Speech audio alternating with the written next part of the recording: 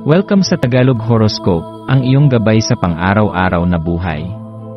Hatid namin ang pinakadetalyadong horoscope na magsisilbing gabay mo sa pera, trabaho, pag-ibig, kalusugan, at swerte. Naway magtagumpay sa buhay ang lahat ng ating tagapakinig at subscribers sa buong mundo.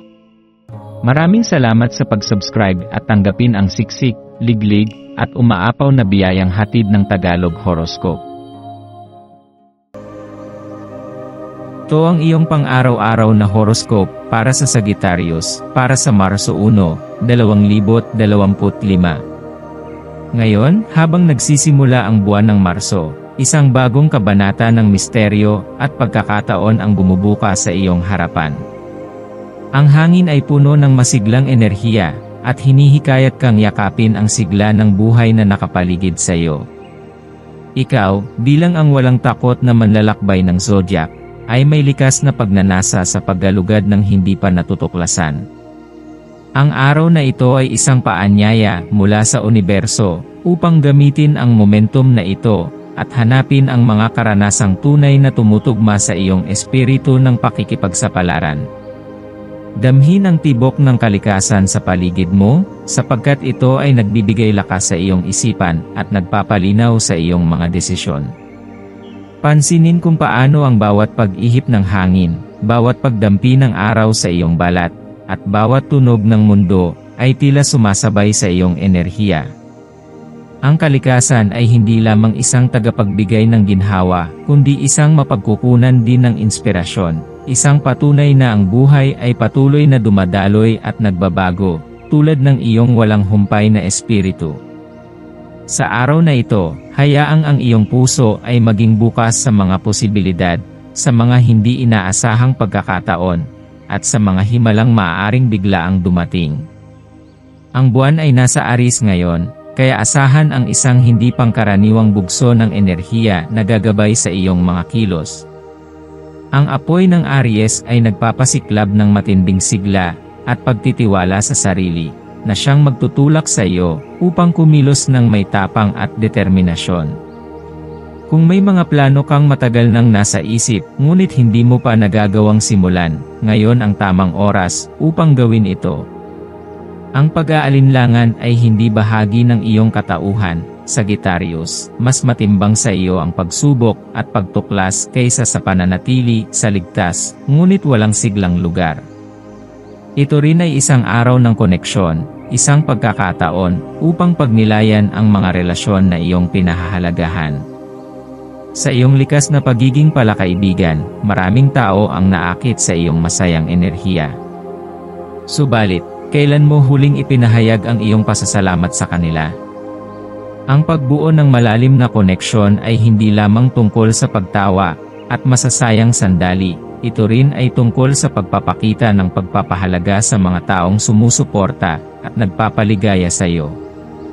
Huwag kang mag-atubiling ipakita ang iyong pasasalamat sa pamamagitan ng isang simpleng mensahe, isang tawag, o kahit isang yakap kung may pagkakataon. Ngayon, maaari mong maramdaman ang kakaibang sigla na tila nagtutulak sa iyo na subukan ang bago.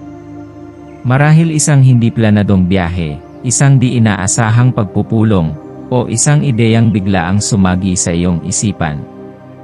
Sa anumang paraan ito magpakita, yakapin ito ng buong puso.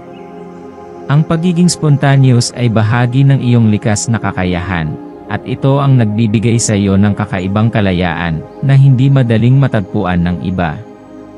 Kapag natuto kang magtiwala sa agos ng buhay, mas nagiging malinaw ang direksyong iyong tatahakin. Sa araw na ito, ang iyong maswerteng kulay ay asul at kahel. Ang asul ay sumisimbolo ng kaliwanagan ng isipan at kapayapaan, isang paalala na sa kabila ng iyong pagiging palakbay, mahalaga rin ang sandali ng katahimikan upang mapagnilayan ang iyong mga nais sa buhay. Ang kahel naman ay kulay ng sigla at positibong enerhiya, isang indikasyon na ikaw ay nasa tamang landas upang palawakin ang iyong mundo at abutin ang iyong mga pangarap. Ang iyong maswerteng numero ay 3, 9, at 25.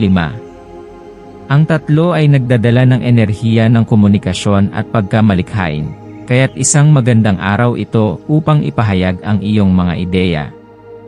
Ang Siyam ay sumisimbolo ng kaganapan at espiritual na paglalakbay, isang paalala na ang bawat hakbang mo ay may mas malalim na kahulugan kaysa sa iniisip mo. Ang 25 naman ay nagsasaad ng pakikipagsapalaran at mga bagong simula na perpektong umaayon sa iyong likas na pagkatao. Para sa maswerteng gawain ngayong araw, subukan mong lumabas at maglakbay, kahit sa isang lugar na malapit lang. Kung hindi mo magawa ito, subukan mong basahin ang isang libro tungkol sa isang malayong bansa o isang paksa na hindi mo pa nalalalimang pag-aralan. Ang mahalaga ay patuloy mong palawakin ang iyong kaalaman at pananaw sa buhay. Sa pagtatapos ng araw, tandaan mong ang buhay ay isang malawak na paglalakbay, at bawat araw ay isang pahina ng iyong kwento. Huwag mong hayaan ang alinman sa mga ito na masayang nang walang kahulugan. Yakapin mo ang bawat sandali, maging bukas sa pagbabago, at patuloy na maging matapang sa pagtahak sa iyong sariling landas. Ang universo ay nakikisama sa iyong enerhiya, Sagittarius. Pinapaalalahanan ka nitong patuloy na tuklasin ang mundo, hindi lamang sa pisikal na paraan kundi pati sa espiritual at emosyonal na aspeto. Yakapin mo ang misteryo ng buhay, sapagkat sa pagyakap mo rito, doon mo matutuklasan ang tunay na kahulugan ng kalayaan at kasiyahan.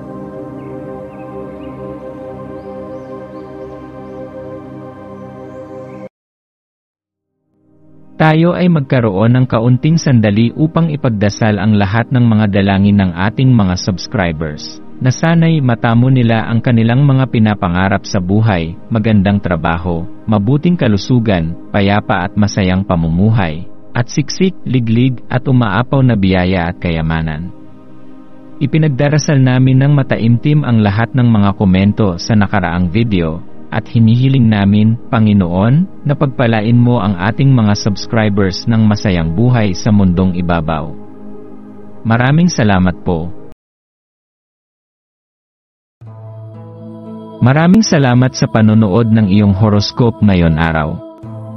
Naway gabayan ka ng mga bituin sa iyong landas. Huwag kalimutang mag-like, share, at subscribe para sa iba pang cosmic na kaalaman. Hanggang sa muli, manatiling konektado sa universo